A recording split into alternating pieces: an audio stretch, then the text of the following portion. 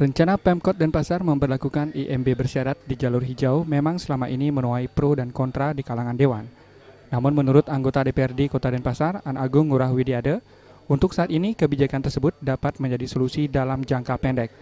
Persoalan jalur hijau di kota besar memang menjadi persoalan yang sangat dilematis. Saat ini pemerintah terkesan kurang tanggap akan percepatan pembangunan yang terjadi di Kota Denpasar. Jalan terbaik ya tentu ya memberikan kebijakan ya yang saya sebut kebijakan, apakah itu memberikan izin di jalur hijau, tentu tidak demikian anunya.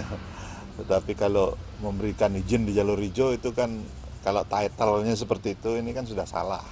Tapi memberikan kebijakan kepada pemerintah yang telah melakukan pelanggaran di wilayah jalur hijau yang terjadi, tentu ini harus dihitung dan tentu ya ke depan jangan diulangi lagi.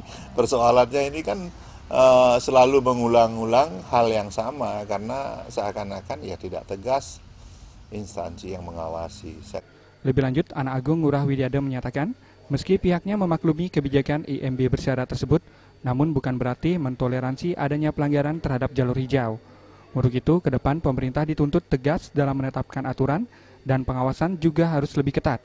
Dengan melibatkan desa Pekraman, jangan sampai ada lagi pembangunan di jalur hijau. Purnama dan Joka Andika, Bali TV.